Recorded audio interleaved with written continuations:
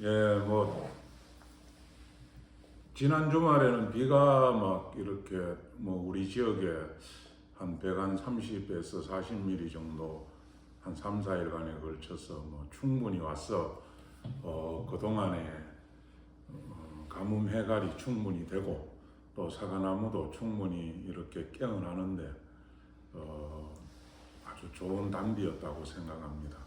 못이 텅텅 비었었는데 그래서 뭐 전체 뭐 이렇게 농민들과 주민들 모두 가물어서 걱정했는데 단비가 왔어 어쨌든 많이 해갈이 된 것 같아 저도 뭐 굉장히 기분 좋습니다. 네. 그리고 이제 이번 주에는 우리가 이제 시나노 골드에 대해서 뭐 이렇게 작업을 저가 작업을 하고 있는 상태고 그리고 이제 제초 작업 그리고 이제 방제 뭐 이렇게 저가 작업을 하면서 이제 아직 뭐 4년차 유목이고 자라고 있는 상태여서 주간 선단을 이렇게 강한 걸로 하나로 이렇게 이제 몰아주는 그런 작업을 하고 있는 상태의 영상입니다. 그리고 이제 늦게 피어난 꽃 그리고 적과 뭐 일찍 해놓은 상태에서 조금 많아 보이는 곳 따고 잘 생기지 못한 사과 따고 뭐 기본 그렇게 하면서 뭐 어쨌든 계속 뭐 시간이 있으면 계속 적과를 하는 사과 농부는 뭐 그래야 되지 않는가 그렇게 생각합니다. 그리고 이제 며칠 비후에 이렇게 가수원을 돌아보니 이렇게 이제 장림 노린재 피해 잎들이 새순들이 제법 보였습니다. 그리고 이제 다행스럽게 우리는 뭐 사과에 대해서 이렇게 피해는 보지 않았는데 잎이 이렇게 가해를 받아서 장림 노린재에 대한 방제를 정규 방제와 더불어서 같이 비후에 땅을 하루 말려서 했는 상태입니다.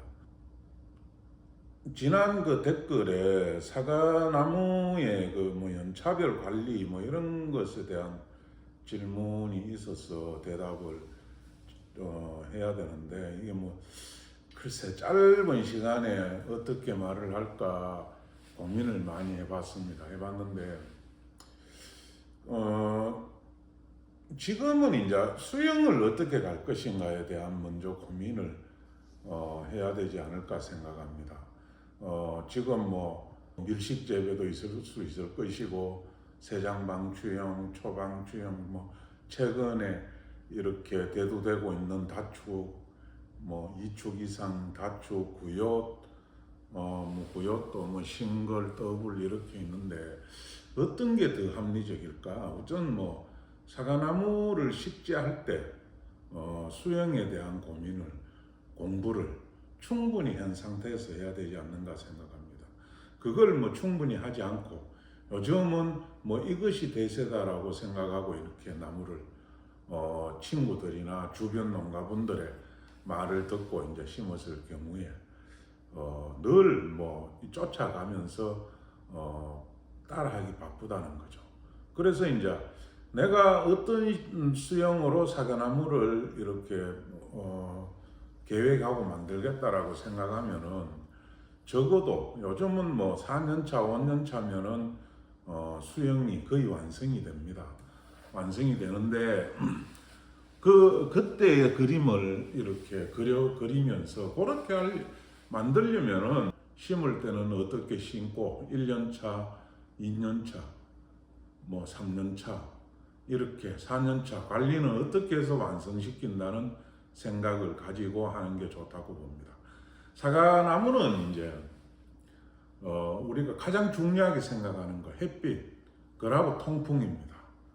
그게 가장 중요합니다. 그래서 예전에 개심령 나무는 평면으로 이렇게 펼쳤는데 그게 이제 낙엽송 이렇게 세장방추형 또 초방추형 되면서 이렇게 세장방추형으로 진화됐고 또 이제 그게 세장방추형은 나무 자체에 무효용적이 생기는 걸 감안해서 이제 수폭이 좁게 만들어서 하는 뭐 2축 이상의 다축 구옅 형태로 지금 굉장히 진화되고 있는데 어떤 뭐 품종 특성이나 내 환경, 내 환경에 맞춘 재배 방법을 고려해야 되지 않는가 그렇게 생각합니다. 그리고 이제 어떤 시스템의 수행이든지 간에 누가 하느냐에 따라서 결과값이 다르게 나타난다는 겁니다.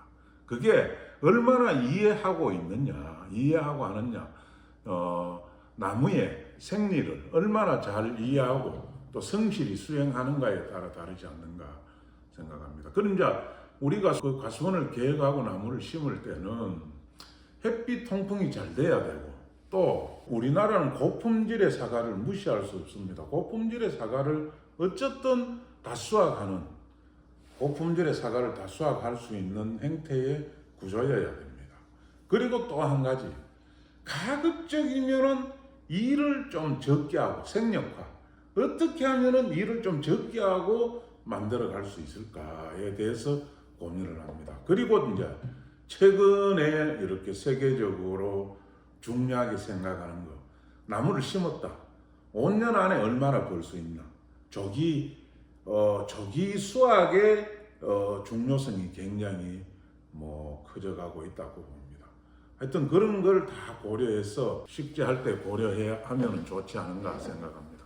자, 그러면은 연차별 관리 방법은 우선 이렇게 세장 방추형이나 키 큰 방추형 또 이축 등등 다 이렇게 구요시나 기본적으로 나무의 관리 방법은 저는 가장 중요한 거는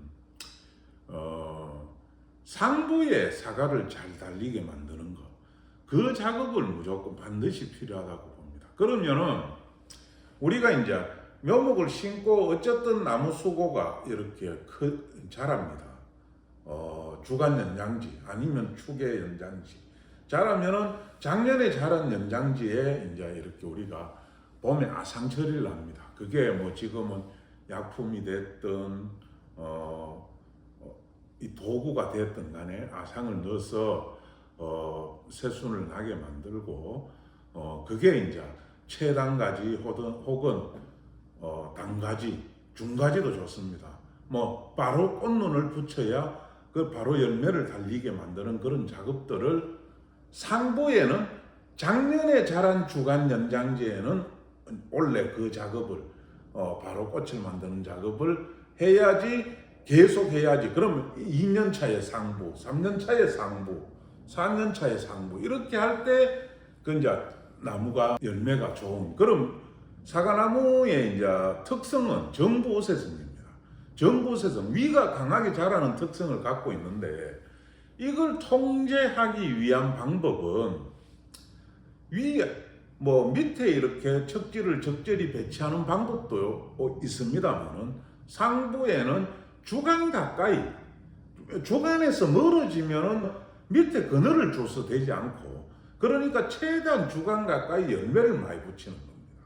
그래서 그 꽃눈 만드는 작업을 계속 목표 수고에 도달할 때까지 그 작업을 충분히 잘 해주면은 좋지 않을까 생각합니다.